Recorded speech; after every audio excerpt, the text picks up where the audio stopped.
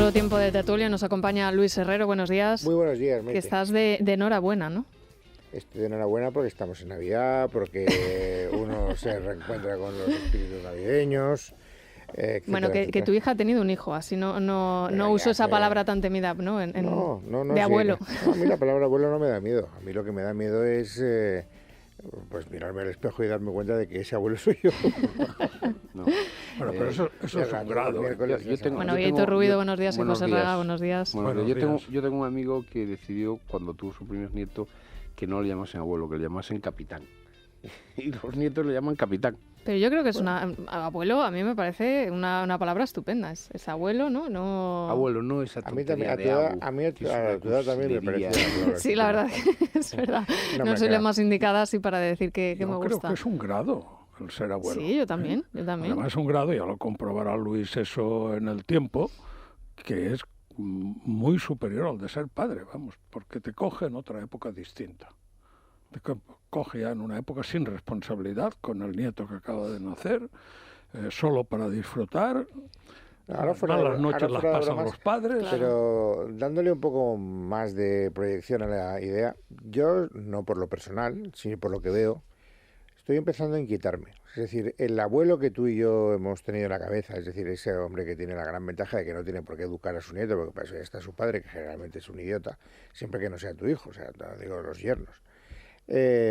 Ahora no. Estamos mal, ¿eh? Ahora no puedes dimitir de abuelo, porque como ahora resulta que los abuelos se han convertido en una especie de soporte familiar, absolutamente, pues conozco cantidad de abuelos que están abrumados porque ya no tienen esa capacidad de tomar distancia cuando quieren, sino que es que de repente se convierten en eso sí, en muchos casos hay cosas. Pero de todas formas hay un rasgo de disfrute que yo no lo tuve nunca como padre, porque efectivamente tenías que preocuparte de otros temas y de que los chicos andasen rectos y en cambio sí que los tengo como abuelo. Tengo 3 nietos que me hacen feliz.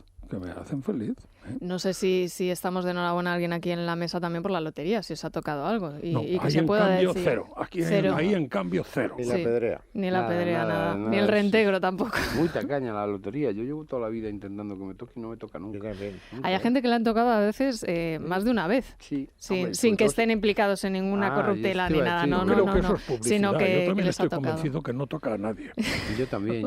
Pero no solo la lotería, un montón de sorteos a los que yo llevo toda la vida jugando y jamás me tocó nada. Y dicen que hay gente que le tocó, que no acabo de entender eso. Bueno, pues me tocó el sorteo de la mili en Melilla, o sea que sí que no tocan cosas horribles. Sí, otro tipo de sorteo. Bueno, sin restarle importancia al asunto del que vamos a hablar, a otros les ha tocado desde luego otro asunto más grave que les cayó ayer sobre la mesa, que es lo que sucedía con la infanta Cristina, una noticia que es la apertura prácticamente de casi todos los diarios. Vanessa. Empezamos, Maite, por nuestro diario, por Libertad Digital, que titula Castro alega que Hacienda somos todos para mandar a la infanta a juicio. El juez Castro considera que no es aplicable la doctrina Botín y la infanta se enfrenta hasta 8 años de prisión por 2 delitos fiscales. El diario El Mundo, en la misma línea, titula Castro justifica el banquillo de la infanta con esta frase: Hacienda somos todos. Hay que plantearse, dice el magistrado, la naturaleza del delito contra Hacienda como un atentado a un bien colectivo de interés general. Le exige 2.600.000 euros de fianza y asegura haber sido más garante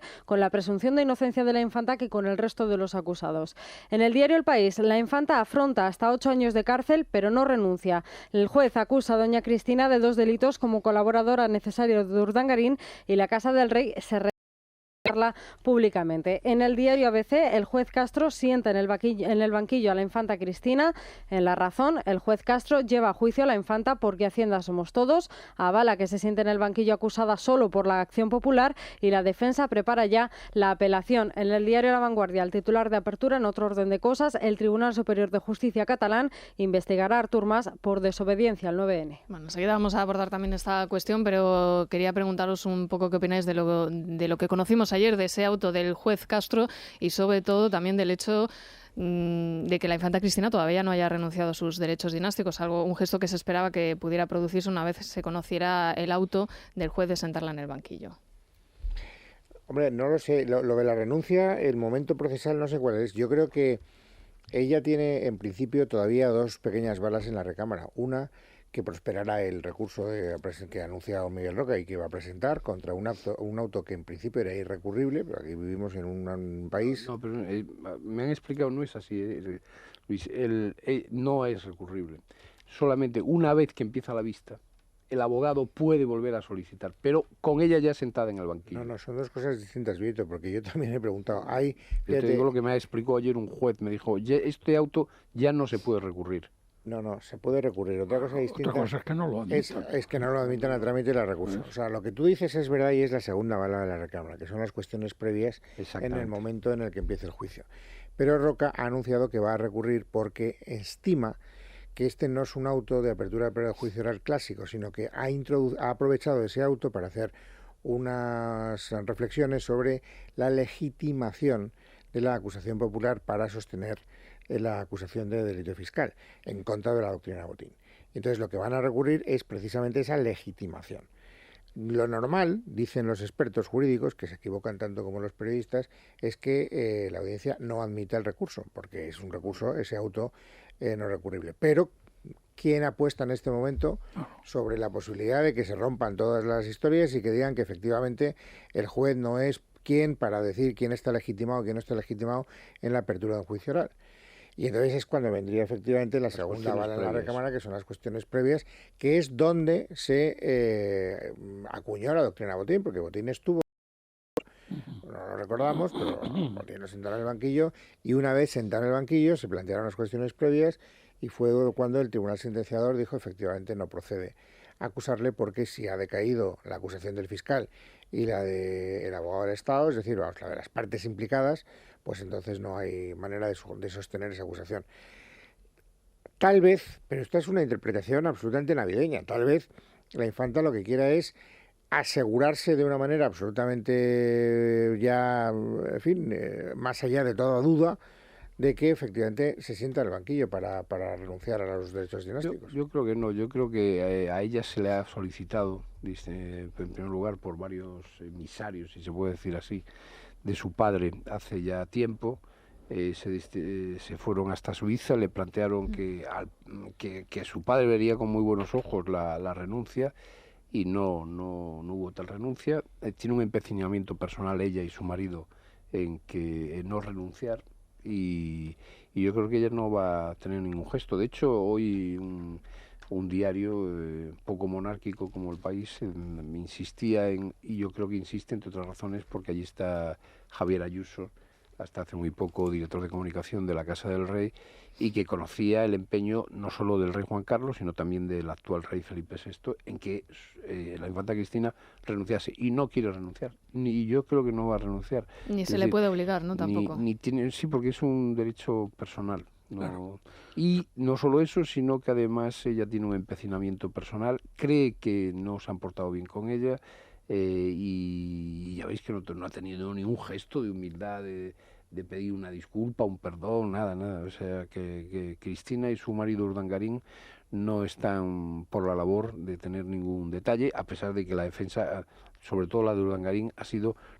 Hay dos de las estrategias de defensa que algún día se estudiarán en las escuelas, en los posgrados, que es la de Bárcenas, que no ha podido ser más torpe, y la de Urdangarín. Sí. Son dos estrategias de defensa increíbles, desde el principio hasta el final. ¿Pero es estrategia de la defensa o es el propio Urdangarín? No, yo creo que es Urdangarín como Bárcenas es Bárcenas. Cuando Bárcenas fue el propio Bajo el que renunció a su defensa, y después finalmente apareció Lope de Liaño por inspiración de algún periodista, pero si no, es decir, Bajo renunció a defenderlo, porque iba de error en error, tomando iniciativas el propio Bárcenas, apareciendo en todos los periódicos y dando trocitos de papeles en cada uno de los periódicos.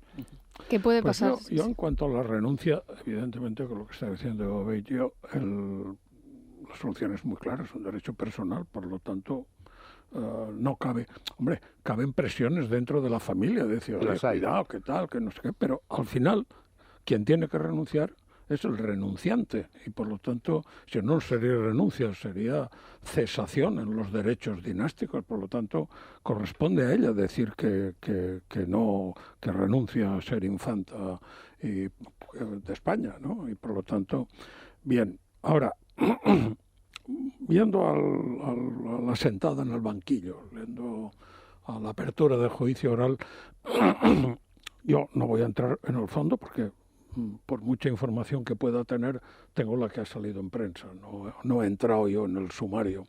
Ahora, lo que sí que me asusta es que un juez quiera ser más garante con un imputado o para pasar a procesado. Mira, cuando tienes un médico amigo que quiere tener más garantías contigo de lo que tiene con cualquier enfermo, échate a temblar. Te perjudica al final. Échate a temblar, sí, porque te vuelven loco le llaman con el análisis, síndrome del con enchufado. pruebas, con no sé qué, hasta que efectivamente acabas enfermo.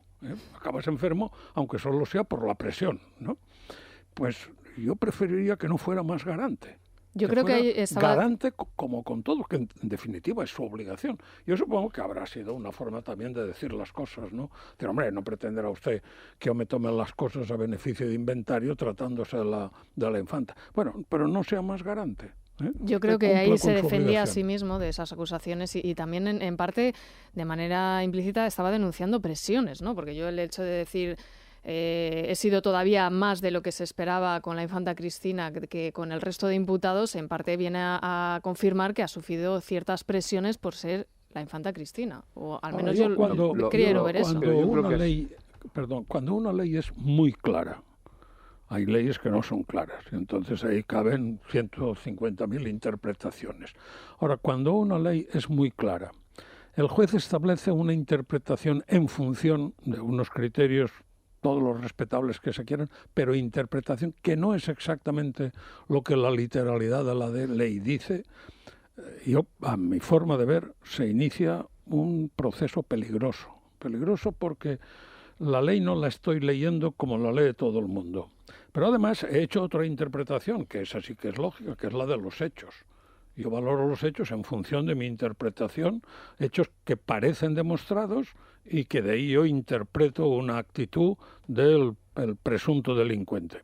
Pero claro, ya estamos con dos interpretaciones. Una, alejarse del espíritu de la ley y desde luego de la letra de la ley, y otra que puede también separarse un poco de la voluntad de los hechos, ¿no? Entonces, ¿en qué medida la excesiva opinión de un juez en esa materia puede aportar un auto, en este caso de apertura de juicio oral, que no se habría aportado pues con otro juez? Eso que te dicen. El otro día me decía un compañero en la facultad que ejerce la profesión, me dice... hablando pues de la complejidad de los pleitos, nunca hay un pleito ganado ni un pleito perdido, después las pruebas, no sé qué, y acabó diciéndome, dice, mira, Pepe, no te canses, ahora una sentencia es un hecho fortuito. O sea, si podemos llegar a la conclusión que la sentencia es un hecho fortuito, estamos liquidados. Hemos liquidado el Estado de Derecho. Claro. Un juez... yo no digo que sea aquel juez que Silvela planteaba, que era una máquina registradora, ¿no? Que le decías, a ver, homicidio 407, apretabas el botón 407. Dos agravantes. Pero sí es cierto que frente a ese juez de la máquina registradora o al que definían en el 19, finales del 19, que era un hombre discreto, no presente en la vida social, humilde, con una serie de perfiles que recomendaban como era el buen juez. Sí, sí. Al juez que tenemos hoy, tenemos unos jueces que les encanta estar dando ruedas de prensa. El juez Castro, que no invalida para nada, y además yo no cuestiono para nada que a la infanta no haya que sentarla en el banquillo, que probablemente sí, pero a mí me parece muy poco sano para la vida como ciudadano, y pensando que algún día a lo mejor me tengo que sentar ante un juez, que ya me he sentado varias veces para defender a compañeros míos, siendo director de La Voz de Galicia y del diario ABC, me ha tocado sentarme en el banquillo para defender informaciones que han hecho compañeros míos. Pero te echas a temblar cuando los jueces se sientan a tomar gin tonics durante una hora con los abogados de una parte, cuando dan ruedas de prensa, cuando en sus autos escriben de todo menos de lo que tienen que escribir, hacen cuando todo tipo cazan de con los fiscales. Claro, a mí este tipo, cuando cazan con los fiscales, en horas 24 previas a determinadas acciones que llevan a cabo, a mí me parece que los jueces, el Consejo del Poder Judicial tiene que detenerse para prestigiar de nuevo. Yo no hace mucho tiempo comía con el presidente del Consejo del Poder Judicial, con el señor Lesmer, y se quejaba de que le hiciéramos este tipo de reflexiones, y decía que la inmensa mayoría de los jueces eran personas de una conducta intachable y admirable, y que, en fin, que todas las sentencias, la inmensa mayoría de las sentencias eran correctas, ajustadas a derecho, pero la verdad es que la sensación que tenemos es que tenemos, ya en la audiencia, ya no quiero decir, la playa de jueces de la audiencia... Pero yo estoy básicamente de acuerdo con algunas de las cosas que has dicho, pero hay que contextualizarlas. Es decir, hay muchas veces que los jueces se ven en la obligación, creo que lo decía Maite hace un momento, de salir al paso de la enorme cantidad de, llamémosle, presiones ambientales que tienen que soportar, porque no se deja trabajar a los jueces ahora tampoco como se dejaba trabajar a los jueces que tú pones del siglo XIX. Es decir, a nadie se le ocurría coger el teléfono desde una instancia política y decirle, señor juez, convendría que usted considerara estos argumentos. ¿Tú crees que al Castro lo llamaron desde alguna instancia política?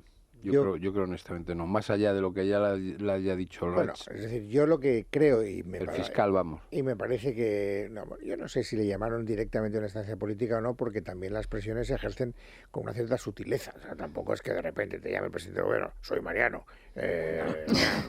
No, porque la denuncia pública, digo yo que en este caso el juez la haría. No, yo creo que me han llamado directamente. Aquí de lo que estamos hablando es básicamente de las discrepancias que el fiscal, por vía de redacción de escritos, ha tenido con él. Hombre, pero es que le han llegado a acusar, que yo creo que esa acusación, si el fiscal cree que efectivamente es así, de casi prevaricar, la debería haber emitido en un juzgado. O sea, públicamente decir ante los medios no se ajusta a la ley o se está saltando la jurisprudencia del Supremo sin denunciarlo ante un juzgado. Yo no estoy discrepando ni siquiera de que haya que, insisto, de sentar a doña Cristina de Borbón en el banquillo. Yo lo que digo es que como ambiente general, la justicia en España está, no voy a decir bajo sospecha, pero sí en un proceso de descrédito muy importante por un hiperprotagonismo, más allá del juez Castro, por un hiperprotagonismo de los jueces, de los fiscales, y por una politización de la por una minoría, sin duda alguna, por una minoría, es decir, probablemente la mayoría de los jueces son jueces yo estoy totalmente de acuerdo, una politización a la que han contribuido personajes como Garzón, que entra en la política, sale de la política, toma decisiones sobre cuestiones políticas, sin duda alguna, a lo que y en esas actuaciones de Garzón ha tenido todo tipo de cómplices de la política, unas veces del PP y otras veces del PSOE, por poner una figura nada más que ha deteriorado considerablemente la imagen de los jueces. Garzón, pues unas veces tenía a Álvarez Cascos y Aznar encantados con sus papeles del GAL, otras veces tenía a Bono y a Zapatero encantados con sus actuaciones, en fin, siempre ha jugado, pero ha deteriorado considerablemente. Yo pienso en Garzón y pienso en el deterioro de la figura del juez. No me parece nada respetable hoy en día las figuras de los jueces. Bueno, vamos a irnos al Corte Inglés. Elia Rodríguez, buenos días. Buenos días, Maite. Bueno, tenemos el experto en regalos, ya lo sabes, en el Corte Inglés, que si no sabemos qué regalar, por cierto, hasta no hagas así con la cabeza, Luis, que te va a gustar lo que traigo. El día 24 abrimos hasta las 8 de la tarde, mañana. Eso para los últimos, claro, siempre, que hay muchos. Y si no sabemos qué regalar, pues mira, por ejemplo, tú acudes al experto en regalos y le dices, es que no sé, te va a decir, ¿le gusta el cine? Y tú, ya, no, pues es que tiene todas las pelis. Que no, un palomitero. Toma ya. Un palomitero, además original. Viene con el caldero de acero inoxidable, con un agitador para que estalle el maíz y se mantengan calientes las palomitas, como en el cine. Además se llama palomitero. No está. ¿Cómo eres, no? Porque haces así. Luis no le gusta el palomitero. No te estoy haciendo gestos a ti, se los estoy haciendo a María. Ah, perdón, he sido yo protagonista del momento. Vale, perdón. No, digo, como te gusta el cine, igual esto te gusta, uno no sabe ya. En casa sí, hombre. Sí, además que ahora ya con las pantallas estupendas que hay en casa. Sí. Bueno, el precio es estupendo porque son 39,90 y además, bueno, pues unas palomitas recientes y la peli, el sofá, las palomitas, un plan perfecto. Bueno, estupendo. Pues muchas gracias, Elia. Y vamos a tomarnos Colacel a estas horas, Vanessa. Colacel, Maite, que es un complemento natural que nos ayuda a reducir las arrugas, la flacidez y también las estrías. Aporta todos los antioxidantes necesarios para retrasar el envejecimiento de la piel. Contiene 5 gramos de colágeno hidrolizado que rellena las arrugas superficiales y también las más profundas, y además el ácido hialurónico nos ayuda a recuperar el volumen de la piel. Colacel es un antioxidante muy potente de Laboratorios Mundo Natural. Se vende en farmacias, herbolarios y para farmaciamundonatural.es. Seguimos en Es la Mañana de Federico. Si eres estudiante universitario, ¿te gusta el marketing?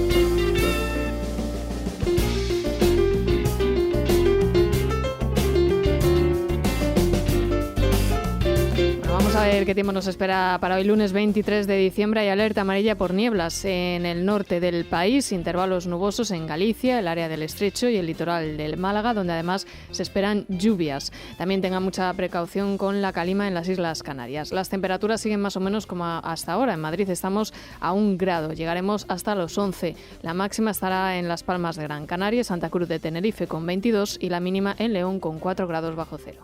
Esta semana hará frío o calor. En guiarepsol.com puedes consultar la previsión del tiempo a 5 días. Repsol te ha ofrecido la información del tiempo. Mira, Rudo, esta es la salida que tenemos que coger. Aquí recomiendan hacer una parada en el acueducto de Segovia y luego ya seguimos nuestro viaje. Perfecto, Santa. Ahora vuelve a envolver la guía Repsol, que ese regalo no es para ti. Los auténticos expertos en regalar saben que estas Navidades, la nueva guía Repsol 2015 es el mejor regalo para acompañarte en tus viajes. Nueva guía Repsol 2015. Regálala estas Navidades.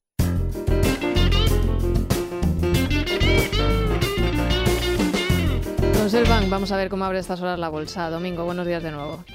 Hola, ¿qué tal? Pues estaban tranquilos los mercados, yo no sé, se esperaba el rally navideño, pero todavía no aparece. Ayer el IBEX subió 0,07, una mínima subida para los optimistas, y ahora mismo estaba bajando un 0,14% el IBEX en las pantallas, justo en la apertura, muy poquito, en los 10.350 puntos se movía, así que, bueno, tranquilidad y a la espera de si realmente se produce ese repunte de fin de año que es más o menos habitual, aunque yo no creo mucho en estas tendencias, pero sí que es cierto que suele haber más subidas que bajadas en el final de año. Se hablaba de llegar a los 11.000, yo creo que ya esa cifra queda un poco lejos, ¿eh? No, yo no quiero ahogar las esperanzas de los optimistas, pero sí, a mí también me parece que está un poco lejana, pero bueno, hay una semana, un poquito, si hay varias sesiones seguidas positivas, podría ser. Hoy, además, para los que quieran ver el lado positivo, pues hay varios datos interesantes desde el punto de vista macro. Ayer el FMI sacó un informe diciendo que la bajada del petróleo puede hacer que la economía mundial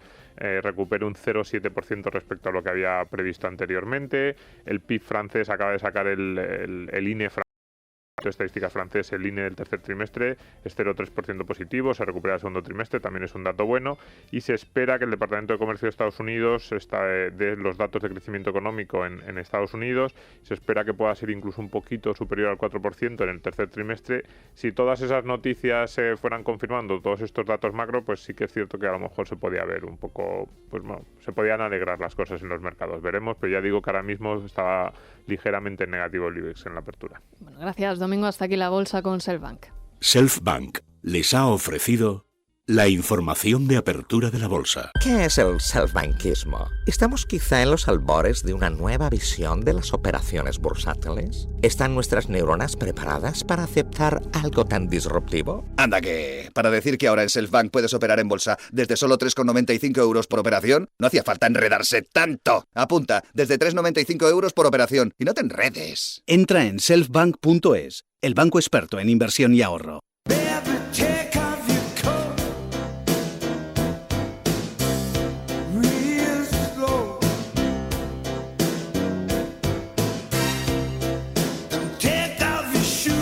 Laura Herrero, buenos días. Buenos días, Maite. Pues hoy la noticia de interés general de la ONCE es una noticia triste. Joe Cocker es uno de esos artistas que pertenece al grupo de los grandes con mayúsculas que nunca se olvidará. Ha muerto a los 70 años de un cáncer de pulmón contra el que estuvo luchando durante años, pero al que finalmente no pudo vencer. No se le olvidará nunca porque canciones como la que escuchamos pertenecen a las mejores bandas sonoras del cine y también de nuestra vida, porque todos hemos visto 9 semanas y media o la película oficial y Caballero. No se le olvidará tampoco porque pocos artistas tienen esa voz rasgada que ha hecho inconfundibles sus versiones de Unchain My Heart de Ray Charles o With a Little Help from My Friends de los Beatles y banda sonora de aquellos maravillosos años. Se va un grande, pero nos quedan sus canciones. Bueno, pues aquí nuestro recuerdo para él. Muchas gracias, Laura. Seguimos, es la mañana de Federico.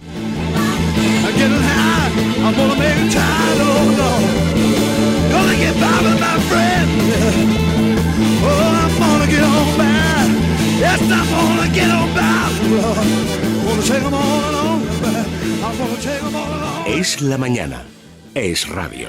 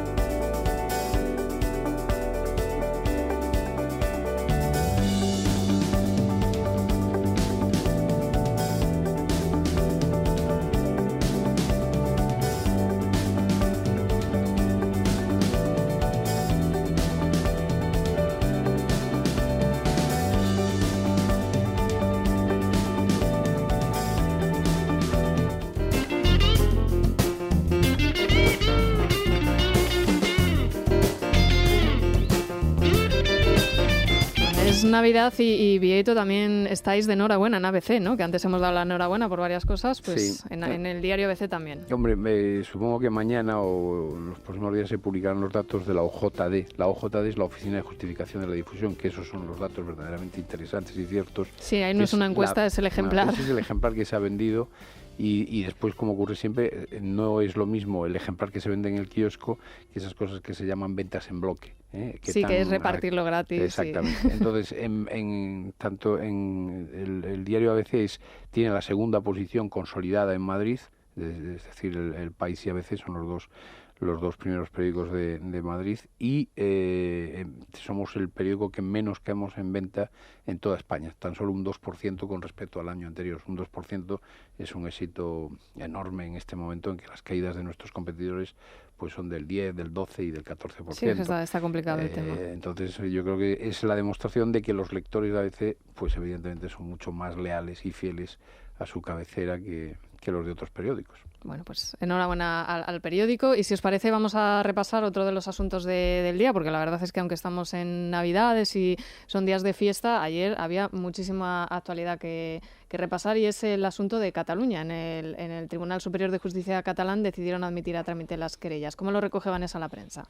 Pues hoy El Mundo, por ejemplo, titula: el Tribunal de Cataluña investigará a Artur Mas por desobediencia, así lo ha decidido por mayoría, y ayer acordó aceptar las numerosas querellas y denuncias presentadas contra el presidente catalán por convocar el 9 de noviembre. Se les va a notificar a partir del día 8 de enero y el tribunal considera que puede haber un presunto delito de desobediencia al Constitucional, ya que Artur Mas mantuvo esas votaciones soberanistas a pesar de la orden de suspenderlas. Aún así, hoy hemos visto cómo el presidente catalán y Joana Ortega siguen defendiendo la legalidad del 9N. Bueno, ¿qué os parece esa decisión que por otra parte no se esperaba? De hecho, se hablaba que la renuncia de Eduardo Torres Dulce antes precisamente de que se conociera la decisión del Tribunal catalán respondía que se esperaba, no respondía solamente a eso, evidentemente, su salida, pero sí uno de los motivos era que no quería esperar a un rechazo, ¿no?, de las posibles querellas, porque era lo que se esperaba. He oído la conversación que has tenido con Pablo Planas antes a propósito de eso, sí.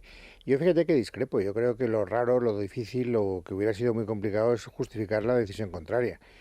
Aunque solo fuera por una cuestión estadística, es decir, es que el 99% de las querellas que se presentan, sobre todo con el soporte de la acusación del fiscal, se admiten a trámite. Admitir a trámite no supone nada más que el compromiso de estudiarlas y no rechazarlas a priori.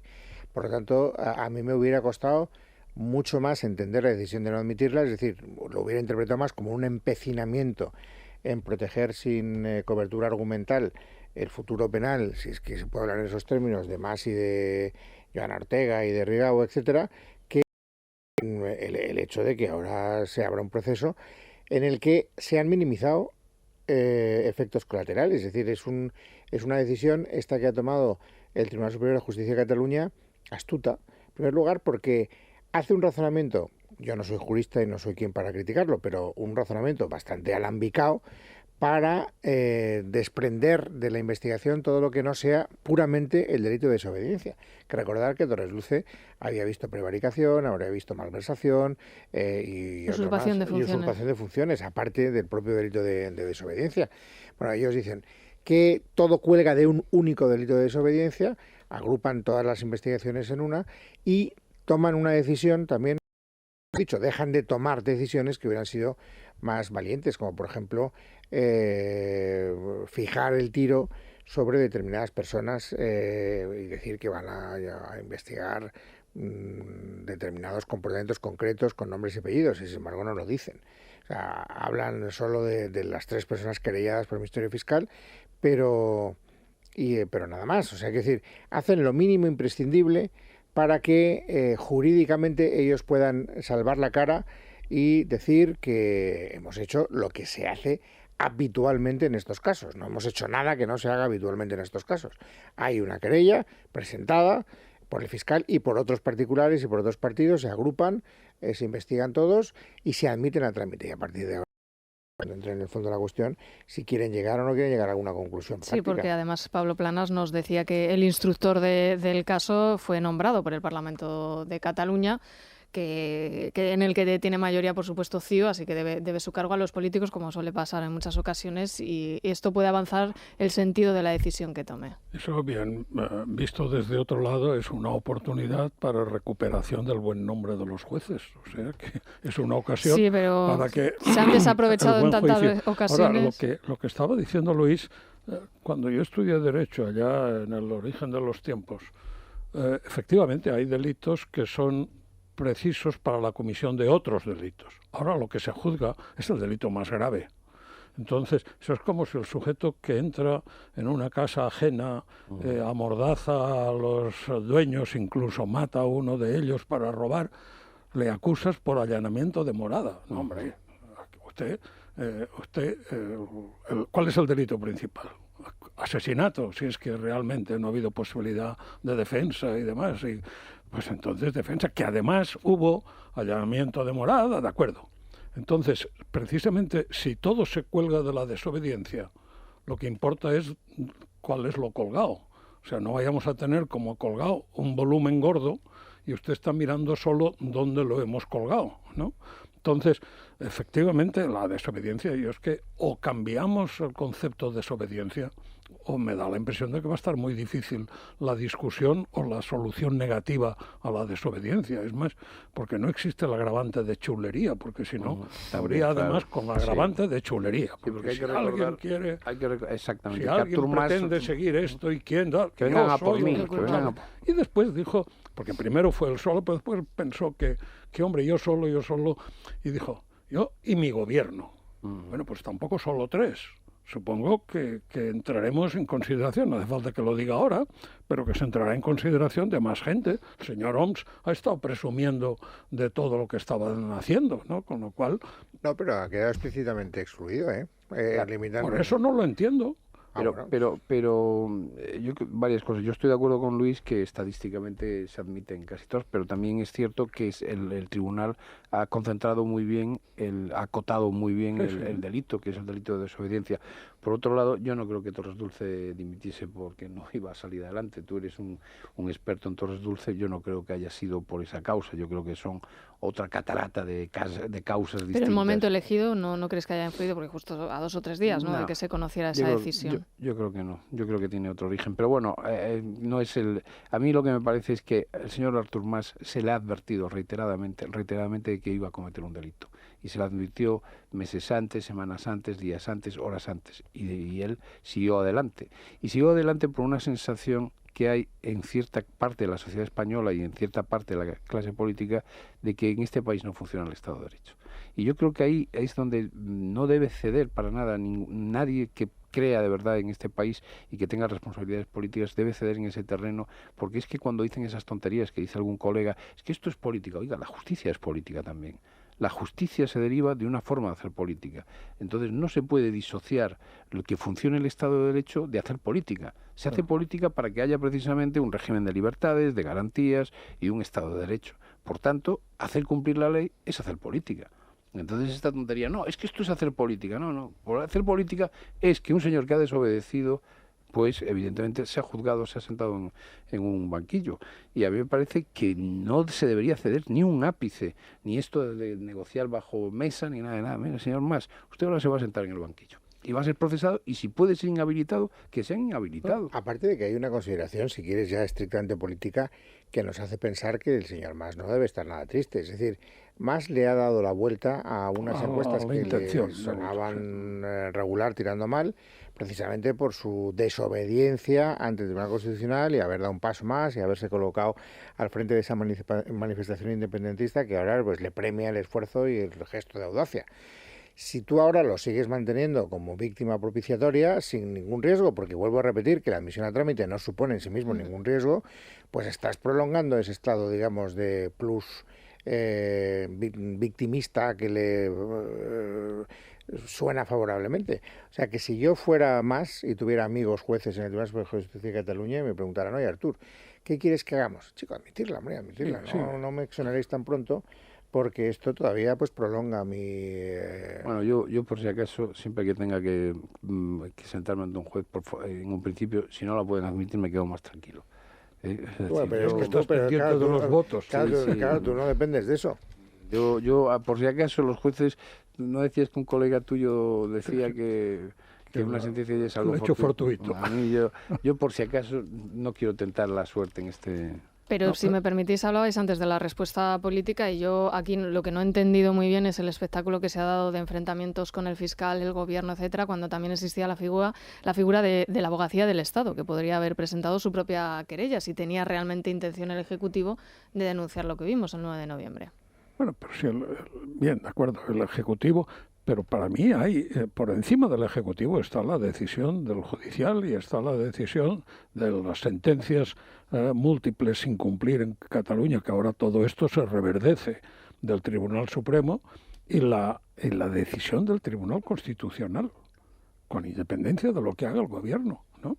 Entonces, ahí es donde está el foco de la cuestión. Pero yo creo que el tema solo de dar una respuesta jurídica a este asunto y no política hace que muchas veces, como se prolonga en el tiempo, para cuando conozcamos a lo mejor la decisión judicial, Artur Mas ha podido ganar las elecciones, ha podido convocar un referéndum, unas elecciones plebiscitarias y ha podido hacer ya prácticamente lo que quiera. En esa situación es más difícil dar una respuesta política después de que se haya producido todo eso.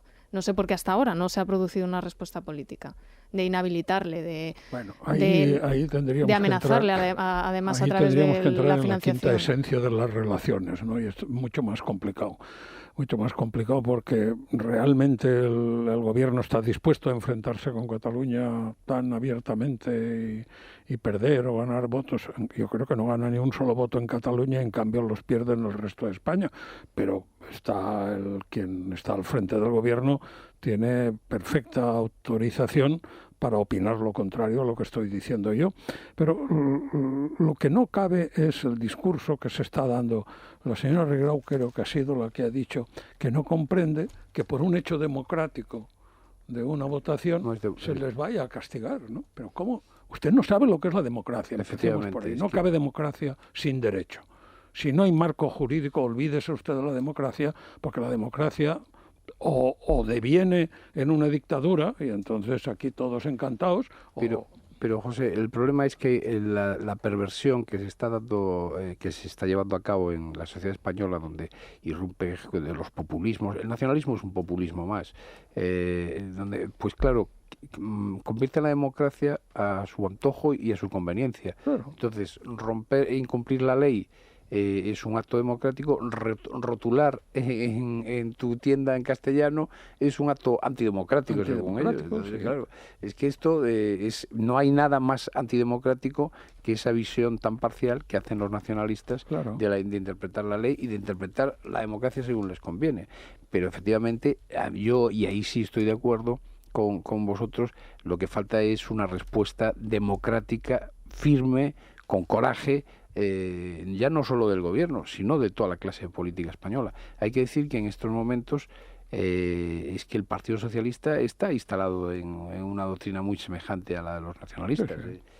Sí. Están ahí en una situación muy alambicada, tercera vía o cuarta vía o federalismo asimétrico, pero nadie está defendiendo el Estado de Derecho y la idea de la unidad de España, porque planteando estos señores es romper España, no hay más vueltas de hoja, ¿no? Claro. No hay claro. ¿Creéis que va a tener en este escenario algo que decir la irrupción de Podemos, como se está viendo en las encuestas en Cataluña, o con el hecho de que puedan hacerse con la alcaldía de Barcelona en un acuerdo con Ada Colau? Yo es que no creo que vaya a ocurrir tal cosa, honestamente. Yo creo que ya sé que hay una fascinación por una parte de la sociedad de estos señores de Podemos, que yo siempre que tengo oportunidad hay que decirlo, vamos, estos señores de Podemos pretenden, aquí el señor Ragues de la universidad, pero la universidad española no hay nada más de casta, más endogámica, más burocratizada que el mundo de la Universidad Española y de los catedráticos, profesores titulados, no titulados, asociados, etcétera, etcétera. Contratos de investigación donde no se investiga. Exactamente, no hay nada, es decir, eso sí que es una casta. Y ahí no entra nadie y de repente salen de ahí y quieren gobernarnos a los demás. Bueno, pues a mí me preocupa seriamente y creo que hay que, siempre que se tenga la oportunidad, intentar desenmascararlos. Yo no creo honestamente, y empiezo a hablar con mucha gente que tienen más experiencia en la interpretación de las encuestas, creo que hay mucho juego y mucha floritura de una parte de la sociedad que ahora mismo... Es más, los grandes expertos te dicen que la decisión final la van a tomar los ciudadanos muy cerca de las elecciones. Sí, Pinto, pero al margen de que a ti te gustaría, y probablemente a mí también, que la representación, la valoración de Podemos esté exagerada en las encuestas, ya sea por vía del sentido del humor de los españoles encuestados o por vía de la exageración cocinera de los demóscopos, hay un hecho cierto que es para lo que te valen las encuestas, que es que te marca una tendencia. Es decir, que ese es un fenómeno que se va haciendo cada vez más presente y que cada vez va teniendo una carta de naturaleza en la vida política mayor. Yo creo que no se van a hacer con la alcaldía de Barcelona. Que bueno, pero una cosa... El problema es qué significa hacerse. Es decir, nosotros estamos acostumbrados a analizar la política sobre unas reglas conocidas que básicamente se reducían a un mandamiento principal, que era el bipartidismo. Es decir, en Cataluña, si quieres, entraban más factores, pero bueno, ya sabías más o menos las alianzas que se iban a constituir antes de que se celebraran las elecciones, y ahora no.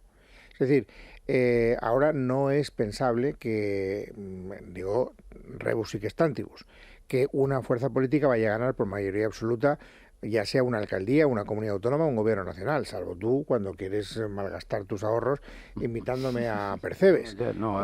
Tú ya estás entrando a especificar el menú. Habíamos quedado que íbamos a tener una buena comida en un restaurante gallego. No recules, viejito, porque tienes que mantener la posición hasta el final. Sí. Entonces, claro, la mantengo, ¿qué quiere decir que en Cataluña... quiero decir, si buscaras rasgos comunes en la posición soberanista de los partidos, una suma de Podemos, que defiende el derecho a decidir, más más Iniciativa per Catalunya, que defiende el derecho a decidir, más el PSC, que defiende el derecho a decidir, aunque solo sean las fuerzas que defienden el derecho a decidir, pero que al mismo tiempo proclaman su intención de no ejercerlo para separarse de España. Basta con romper la soberanía nacional, ya veremos, pero nosotros queremos votar que nos quedamos, pero queremos votar.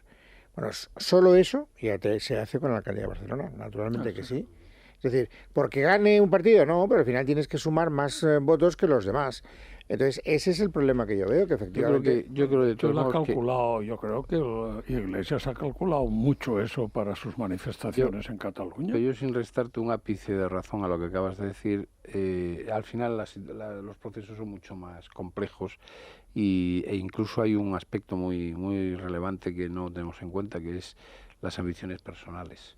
Y entonces, claro, el señor Garzón, el joven, estaba muy entusiasmado con Podemos, pero ya no está tanto, porque ya empieza a ver. Sí, pero porque le han rechazado a él antes. Ya no está tanto. Por eso se ha molestado. Ya veremos cómo la visión que tiene una socialista como Susana Díaz se confronta con la visión que tiene Pedro Sánchez, que dicho sea, cada día tiene una visión distinta. Ya veremos si los de Convergencia, en realidad, pensándolo bien, esto de que al final pueda ser Junqueras el que se sienta allí, aunque le dice a Mas que se va a sentar él. Yo creo que todo ese tipo de ambiciones personales y todo ese tipo de juegos que han funcionado siempre en la historia, siempre, y además, a nada que uno tenga curiosidad de leer la literatura en esta materia encuentra, ya veremos cómo de aquí a finales del 2015, en un año pueden pasar muchas cosas. Y yo sigo creyendo que efectivamente yo estoy de acuerdo con de Barcelona no tienes que esperar un año. Tienes que esperar 4 meses. 5 meses, sí. A ver, nombrabas a Susana Díaz, me gustaría preguntaros por la reunión que tuvo lugar ayer en la Moncloa, porque parece que sí que hubo más sintonía, al menos entre Mariano Rajoy y Susana Díaz, que la que ha habido entre Mariano Rajoy y Pedro Sánchez hasta ahora. Bueno, porque Susana Díaz quiere dar una imagen de conciliación, ¿no? Sí, que tiene, sobre todo, responder a aquello de San Agustín, que decía en lo esencial unidad y en las dudas libertad. Y entonces ella está en la unidad de España, ella está en la defensa de la unidad de España, en mantener el orden constitucional y nada de tentaciones populistas ni de reformas constitucionales de cualquier manera. Ella también está por la reforma de la Constitución, pero poniéndose de acuerdo los dos grandes partidos. Y entonces ese mensaje que yo creo que le inspira fundamentalmente Felipe González Felipe González es el padre tutor de Susana Díaz, pues es evidentemente cala y se entiende mejor con lo que dice Mariano Rajoy. Mientras que el bueno de Pedro Sánchez a mí me da un poco de pena, porque es que cada día le dicen una cosa y él está dispuesto cada día a decir una cosa distinta. Insisto, no hay que olvidarse que es un hombre que aspira a presidir el gobierno de España y ha dicho que iba a suprimir el Ministerio de Defensa. Claro, es que hace falta estar muy lejos de lo que ocurre en Occidente para que un país como España pueda decir que puede suprimir el Ministerio de Defensa. Hace falta, estar en el síndrome del hormiguero.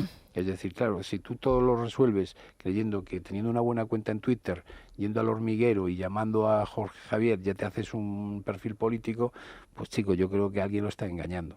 Es por la desorientación, yo creo, no de esa campaña brutal que sí que maneja bien Podemos de cara a la opinión pública, ¿no? Y ese manejo en los medios de comunicación que quieren conseguir ahora rápido y corriendo, yo creo, en el Partido Socialista. De hecho, el Partido Popular también se está intentando sumar un poco con mayor comunicación en la prensa. Yo creo que con que hablen con Lara y con Berlusconi lo tienen todo arreglado.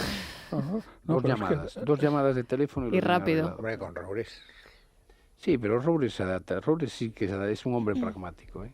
Bueno, y Lara también, como sabes. Hombre, claro, por eso, precisamente por el pragmatismo se llega a la delincuencia. Es decir, como esto de ser pragmático, todo te acaba sirviendo. Pero es que yo creo que el partido que pretenda serlo, en el sentido real del término, es decir, que tenga una ideología, que tenga un proyecto, lo que no puede es estar siempre trabajando por reacción. Sí. Como Podemos está diciendo esto, voy a ver qué digo yo para que no se me marche la gente. Mire, si se marchan con Podemos ya volverán. O sea, que eso... Y me da la impresión que tanto Sánchez, el secretario general del Partido Socialista, como en parte el PP, están atentos a ver qué dice ese enemigo común para ir corrigiendo lo que estoy diciendo yo. Y eso, el que tú te muestres como reaccionando siempre a lo que hace otro, es lo que estás diciendo, te vas separando de tu línea y cuando te des cuenta estás en el fango. Y no conservas ni a los tuyos. No conservas a los tuyos, claro que no, porque ellos no se están moviendo. Eso es una estrategia incluso, si tú haces un buen Rioja, esto siempre lo contaba nuestro añorado y recordado Martín Ferrán, muy querido, que quería mucho a Luis Herrero. Él decía siempre, si tú haces un Rioja y pretendes que echándole Fanta de naranja vas a conseguir que te consuman los de 18 años, has estropeado el Rioja y la Fanta de naranja. Es decir, tú haces un buen Rioja y el buen Rioja es para un paladar y para un perfil determinado. Si te empeñas, dices, no, es que no, vamos a echarle un Fanta de naranja. Dice, has estropeado el Rioja y la Fanta de naranja. Y decía siempre hay un imbécil final que dice, ¿por qué no le echamos potitos? Porque también así cogemos a los niños pequeños. Pues esto es lo mismo. Esmeralda, ¿qué nos dicen los oyentes? Bueno, nuestros oyentes centran hoy sus opiniones en dos asuntos, esos dos titulares judiciales que conocíamos ayer sobre la infanta y Artur Mas, y tampoco ha pasado desapercibida esa visita de Susana Díaz a la Moncloa. Hoy en Orbit.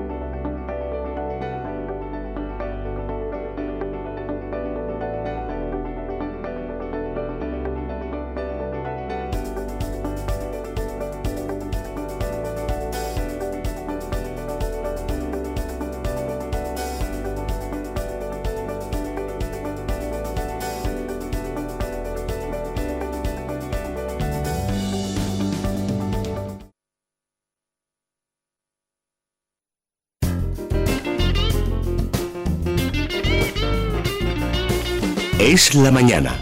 Es radio.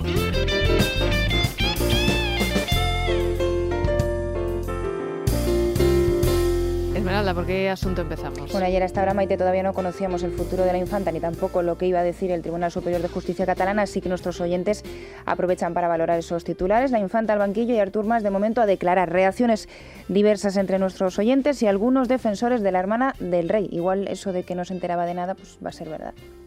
Señor Roca, no nos preocupemos, porque ni a la infanta Cristina, ni a Pujol, ni a Mas, a nadie le pasará nada. Porque en este país, y usted lo sabe muy bien, no hay ley y no hay justicia. No les pasará nada. Serán de rosita, como se están yendo un día y otro los asesinos de Terra. Bien, yo creo que está muy bien que la justicia sea igual para todos los españoles, para la infanta Cristina, también para el señor Mas. Pero permítame que le diga que dudo muchísimo que la Fiscalía de Cataluña o el Tribunal Superior de Justicia de Cataluña actúe contra el señor Mas. Sin embargo, estoy absolutamente convencido que la infanta Cristina, si tiene que ir a la cárcel, irá. O sea, ha estado desprotegida totalmente. O sea, se ha actuado de mala fe contra ella por ser precisamente quien era. Muy bien, estupendo. Lo que vemos desde fuera, la gente que vivimos en este país, o sea, los que pagamos impuestos y los mantenemos a todos ellos, es que no ha habido absolutamente nada que no se haya podido hacer, que no se haya hecho para exculparla. Ha sido tan de vergüenza. De momento, el no renunciar demuestra que tanto ella como su marido son dos personas difíciles y que están perjudicando a su hermano, a don Felipe. Que no se diferencian de Podemos, los Borbones. No han tenido tiempo de devolver el dinero, que no saben lo que tienen, porque cobran mucho y viven mejor. Si son culpables todos, ¿por qué no se los obliga hasta la pantoja a la devolución íntegra del dinero? Estoy a favor de Cristina, ¿eh? El juez Castro ha ido a por su cabeza desde un principio, porque no tiene por qué estar al tanto de lo que su marido hizo. Yo soy partidaria de que la infanta Cristina no renuncie a nada. ¿Porque a qué tiene que renunciar? ¿A ser hija de don Juan Carlos y doña Sofía, que fueron reyes de España? ¿A ser hermana de don Felipe, que es el rey actual de España? A ser reina de España nunca va a llegar. Nunca va a llegar en condiciones normales, pero hay un orden sucesorio precisamente porque las calamidades ocurren. Y no es la primera vez que pasan en la historia de España, ni mucho Habría que menos. eliminar a mucha gente antes. Sí, pero bueno. ¿Quién sabe? Bueno, eliminar da la sensación de que voluntariedad, pero desgraciadamente hay terremotos, hay calamidades naturales, hay epidemias, hay enfermedades, nadie lo desea. Hay renuncias de otros. Hay renuncias de otros. Isabel II no habría sido reina de Inglaterra. Efectivamente. Bueno, decía un oyente de todas formas, si se cae el argumento que la infanta Cristina no tenía por qué haberse enterado de lo que hacía su marido. Se cae el argumento en el momento en el que ella se mantiene al lado de Iñaki Urdangarín, porque si realmente se ha sentido engañada y no sabía absolutamente nada de lo que estaba haciendo su marido, lo suyo sería haberse divorciado, que era también otra de las cuestiones Pero que se planteaban. por encima de ese razonamiento, que sí que está bien, conviene aclarar una cosa que yo creo que estamos perdiendo de vista. Había un viejo aforismo jurídico que Pepe conocerá mejor que yo, y es que el desconocimiento de la ley no exime de su cumplimiento. Cuando tú firmas un papel, puedes no estar firmando, pero eso no quiere decir que tú no te estés obligando a ti mismo a ser responsable de lo que estás firmando. Si quieres averiguar lo que estás firmando, lo preguntas o lo lees. Si no lo preguntas o no lo lees, pues efectivamente no sabes lo que estás firmando, pero sigues siendo responsable de lo que estás firmando. Y esta señora pobre, pues decía, no, es que ella no sabía. No sabía, pero es que el hecho mismo de no saberlo, lo que denota es una ceguera culpable. Es decir, mire usted, todas las personas deberíamos saber lo que firmamos, porque nuestra firma nos compromete. ¿O qué pasa? Que ya las firmas ya no nos comprometen a nada. No, yo firmo una cosa y si sale bien, fenomenal, y si sale mal, mire usted, señoría, es que yo no sabía lo que firmaba, yo era una pobre víctima, estaba muy enamorada de mí. Pues mire usted, no firme la próxima vez. Incluso si no hubiera firmado como propietaria al 50% de Aizón, incluso que no hubiera firmado las actas de las juntas, tiene también una responsabilidad. Bueno, porque, también, claro, como dueña, todo lo que pasa en tu empresa te tiene que afectar por narices. Eso es cierto. Ahora, analicémonos cada uno hacia adentro, vayamos al ámbito micro en vez del ámbito macro. Si un día me procesan a mí por fraude fiscal en el impuesto sobre la renta, mi mujer dirá lo mismo que ha dicho la infanta Cristina. Claro. Y es verdad. ¿Por qué? Porque la firma en el impuesto de la renta de una declaración conjunta, pues es a lo que yo he puesto en la declaración. A mi mujer no se le ocurre. ¿Por qué? Porque hay confianza plena. Y la confianza plena te impide decir, a ver, explícame las partidas, has incluido todo, la última conferencia que diste está puesta. Eso normalmente... Pero Pepe, si tú de repente te compras un palacete... Bueno, yo creo que tu mujer empezaría a sospechar. Ahí, estas visiones ya son distintas. Claro, sí, ya la firma igual. Y sobre todo que la justicia ya ha marcado un camino en este tipo de casos. Es decir, que cuando en régimen de gananciales una persona es condenada, su mujer en el 90% de los casos es condenada. Que sí. O sea, es decir, que y si quiere usted establecer una manera distinta de aplicar la ley, establezcala, pero establezcala de entrada, no la establezca a partir de ahora para beneficiar a una persona concreta. Sí, eso estoy de acuerdo. Lo que digo es que no es tan raro lo que dice en su propia defensa la infanta o el que está al lado de la infanta, de que ella no sabía nada. Nada no podía no saber. Ahora, saber todo el detalle sí que probablemente no lo sabría. Incluso si, vamos a ver, lo que dices del palacete, pues el palacete efectivamente estaba, por lo tanto te tienes que preguntar, oye, ¿y esto de dónde sale? 9 millones. ¿Esto de dónde sale? Ahora, la voluntad de autoengaño puede ser muy alta también, ¿no? Si me ha dicho que sí, que las cosas nos van muy bien, pues bueno, pues que las cosas no van muy bien, no sé. Pero aunque las cosas te vayan muy bien, si tú pagas al servicio doméstico, pagas al servicio doméstico, no quiero decir, o no lo pagas. O no le dices que le vas a pagar en negro. Es decir, indicios... Veo que no me compráis la mercancía. No te la compramos. Retiro la mercancía. Bueno, Esmeralda, ¿qué nos dicen los oyentes? También valoran nuestros oyentes, Maite, esa segunda visita de Susana Díaz a la Moncloa y el recibimiento de Mariano Rajoy. Precisamente al presidente y también al ministro Montoro le preguntan por otra cita del día, la del Consejo de Política Fiscal y Financiera. Bueno, yo digo que ¿para qué Susana Díaz viene a Madrid a gimotear y a suplicar dinero por los pobrecitos parados? ¿Es que no les ha dado pena a los andaluces los pobrecitos parados cuando se lo han estado llevando crudo los sindicatos y el Partido Socialista? Yo le diría a esta señora Susana Díaz que a todos nos gusta gastar por encima de nuestras posibilidades, porque es muy bonito, pero tenemos que pensar que hay que pagar. Y si tienes una deuda, tienes que pagarla tú o tu comunidad que la ha hecho. Que los pobres españolitos ya pagamos nuestros impuestos. Es que quizás los madrileños tenemos que fundar un partido nacionalista para que se nos trate con justicia en cuanto a la financiación y con igualdad como al resto de todos los españoles. Bueno, yo les recomiendo para consolarse en estas fechas que se hagan con la cesta de Libertad Digital Es Radio, que incluye un estupendo jamón de Guijuelo de 7,5 kilos, además de una botella de cava, pago de Tarsis, una botella de vino tinto Aljibes 2010, 2 piezas de turrón artesanal de Teruel Marquesán, que está riquísimo, una lata de filetes de anchoas en aceite de oliva de conserva Ana María, 2 botellas de mililitros de aceite de oliva virgen extra de COP. Pueden hacerse con ella por tan solo 175 euros, IVA y gastos de envío incluidos, y si son del Club de Libertad Digital, por 160 euros, llamando al teléfono gratuito 984 1028, 984 1028. Nos vamos al Corte Inglés. Elia, buenos días de nuevo. A ver, otra idea, que antes hablábamos del palomitero, que está muy bien, nostalgia, se llama 39,90, pero luego puedes decir, a ver, ¿qué le compro a ella? Te van a decir, es presumida. ¿Palomitero? Ya, pero es que voy con otra cosa. ¿El palomitero vale para mí, pero no para ti? No, el palomitero vale para él y para ella, pero esto vale para ella más, lo que traigo ahora. Es que pero igual te gusta, si es que no he empezado, ¿te das cuenta? Yo lo que no quiero es que tú ahora empieces a decir que yo me tengo que conformar con palomitero y tú me lleves ahora a la sección de joyería, que es lo general. Mira, pues yo pensaba que ibas por ahí también. Es que una joya para una mujer. No, por ejemplo, te voy a decir, ¿es presumida? Y sí. Pues no, pero maquillaje y esto no, ni joyas, ni... Que no. El cepillo Clinique Sonic. ¿Qué es esto? Pues un cepillo para la cara, que es fantástico y te va quitando todas las... Mira, ellas, ¿ves cómo me miran? Porque es genial, sí. Esto gusta. Va quitando todas las células muertas y además regenera la piel, lo deja mucho más luminoso, se apaga automáticamente.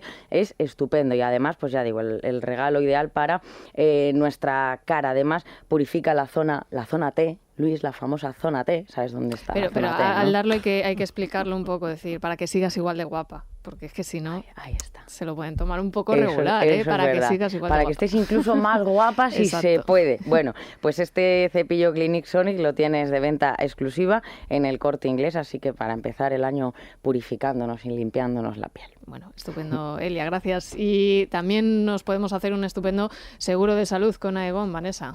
Pues sí, Maite, si nuestros oyentes no saben cuál es la diferencia entre contratar un seguro y ahorrar por su cuenta, les recomendamos Seguros Aegon porque estás cubierto desde el primer día con un capital importante que de otra manera, haciéndolo con tu cuenta, pues nunca te va a salir tan rentable. Pero es que además los seguros Aegon ofrecen muchas más ventajas. Las pueden consultar todas en su página web www.aegon.es o en el teléfono 900 177 177. Lo repetimos, 900 177 177. Isabel González, buenos días. Buenos días. Pues vamos a jugar en la Crónica Rosa como hacen el resto de publicaciones, porque desde hola.com hasta otros periódicos nacionales diarios elucubran sobre lo que va a pasar en la cena de noche, la comida de Navidad en la Casa Real, que si va a venir Cristina, que si va a venir Iñaki Urdangarín, otros dicen que la cena va a tener lugar en la casa de Zarzuela del Rey y que van a ser Sofía y Juan Carlos los anfitriones. No estaban invitados otros años, ¿no? Infanta pues el año pasado estuvieron aquí. Sí, el año pasado vinieron aquí a pesar de lo mucho que dudamos al respecto, pero parece ser que este año no va a ser así porque ahora no puedo decir patriarca, pero sí el que manda en todo el cotarro es el rey Felipe y es el único que no quiere precisamente que su hermana venga. Así que vamos a intentar averiguar qué va a pasar en esa cena de Nochebuena. Parece que lo único claro es que Leticia cena con su familia, como ha venido haciendo en las últimas Navidades. Invita a su madre, invita a su abuelo, probablemente a su hermana Telma. Pues eso va a ser un poco... ¿24? El 24... O sea, el 24 no cenan el rey y la reina. El rey y la reina, los eméritos, ¿hablas? Los reyes y la... Los reyes, el rey y la reina parece que van a ver el discurso de Navidad a Zarzuela con el rey Juan Carlos y después cogen y recorren los 600 metros que separa Zarzuela del pabellón del príncipe y cenan con Paloma Rocasolano. O sea, el rey cena con la familia de su mujer. Pero no es el primer año, Luis, ya lo vienen haciendo desde que la infanta Cristina está metida en estos líos, porque creo que no quieren compartir mesa con ella. Por otro lado, lo entiendo, claro, si no se hablan, la tensión puede ser importante. Pero insisto que esto de elucubrar, porque desde Zarzuela la explicación que dan es que es una ceremonia privada y que como tal no tienen que dar ningún detalle al respecto. Así que esa explicación, perdóname. No tiene ni pies ni cabeza. Tengo todo el cariño del mundo, pero que me digas que se van a ver el discurso del rey, pues si lo habrán visto 14 veces, para empezar porque lo ha grabado él y le habrán pasado copia a todos. Oye, papá, ¿qué te parece cómo ha quedado? Tal. O sea, vamos a verlo.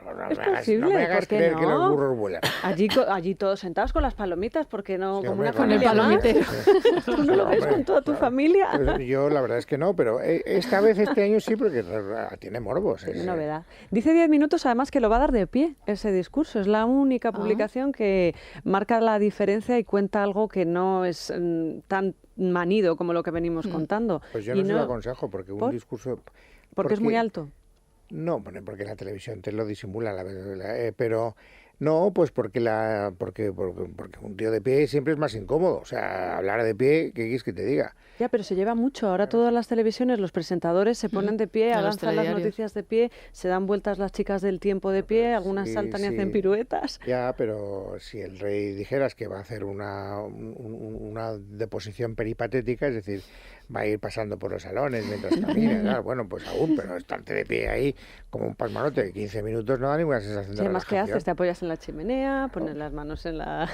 Sí, la verdad es que... Yo le recomiendo, se siente tranquilamente en un sofá, tampoco detrás de una mesa, mucha oficialidad, una cosa entrañable, que aparezca un perrito por allí, se le tal... La mesa separa mucho. No se separa mucho del auditorio. Juan Carlos no sacaba mesa, últimamente se sentaba en un butacón con las piernas cruzadas. Porque bien es verdad que moverse es muy difícil, ¿eh? Moverse es muy difícil. Sí, bueno, lo grabarán incluso 300.000 veces. Manos, hay que saber mover las manos, ¿eh? Acordémonos de Zapatero, ¿eh? Zapatero, su movimiento de mano era puramente robótico, ¿no? Ya, bueno, pero este hombre ya ha sido educado desde pequeñito. Es su especialidad, de hecho, dar discursos. Es donde marca la diferencia y sí que se nota que ha sido entrenado para esto, yo creo. Luego el contenido de los discursos pues como se ponga, me imagino que va a hablar de transparencia, me imagino que va a hacer alguna alusión velada a la situación familiar, pero muy, muy, muy velada. Es decir, hablará de que los corruptos, etcétera, pero no va a mencionar a su hermana. Claro. Y vamos, sería genial que dijese, por cierto, les anuncio que Cristina va a renunciar a sus derechos. ¿Os acordáis que el año pasado por estas mismas fechas estábamos barajando la posibilidad de que Juan Carlos anunciase que por fin dejaba el trono? Y no fue así. De hecho, he estado consultando las notas del 26 de diciembre del año 2013 y en mis documentaciones ponía, al final el rey no ha anunciado que deja la jefatura del Estado. De hecho, en su discurso se interpretó todo lo contrario, que iba a seguir y que iba a continuar. Dio un mensaje y que, de aquí estoy yo. Fíjate, le duró nada menos que unos meses, 3-4 meses. 6 meses, guapa. 6, ¿te parece mucho? Después de 38 pues años. Medio año. Que hombre, después de decir que los derechos... Era algo así como que la corona es una cuestión de vitalicia. Y algo así dijo en el discurso, que se interpretó como que iba a seguir él. Fue el titular, de hecho. Sí. Bueno, vamos a hablar de eso. Vamos a hablar precisamente del emérito, que está haciendo su particular ruta gastronómica. Ahora está en el Celler de Can Roca también. ¿No vais a difundir la crónica de Cacho? ¿Cuál es la crónica de Cacho? Contando por todo tipo sobre cómo se ha producido la ruptura con Corina. Ay, no la he leído. Pero hombre, la de nunca ayer, leo a pero Cacho. Hombre, Isabel, y mira que leo su periódico, pero ayer una columna Jesús Cacho en Voz Populi, donde nos contaba que ya se ha producido la ruptura definitiva muy reciente, en el mes de noviembre. Eso nosotros también lo hemos contado aquí, eso no lo avanza Cacho. Nosotros ya llevamos un tiempo, lo que pasa es que Federico Corina, no lo quiere ver. Que Corina está cabreada como una mona porque... Que Corina lo que está es entre Nueva York y Mónaco, ya tampoco lo practica demasiado. Llegaron a un acuerdo y parece que quiere más dinero, según cuenta Cacho, y entonces está amenazando y dice, a mí, si queréis que yo me desprenda de esta relación, vale, pero esto tiene un precio y estáis rácanos. Y mientras no paguéis lo que merece mi silencio, yo ahí mantengo una posición. Pues ahora le echamos un vistazo. Pues se quedan con Isabel González hasta las 12 del mediodía.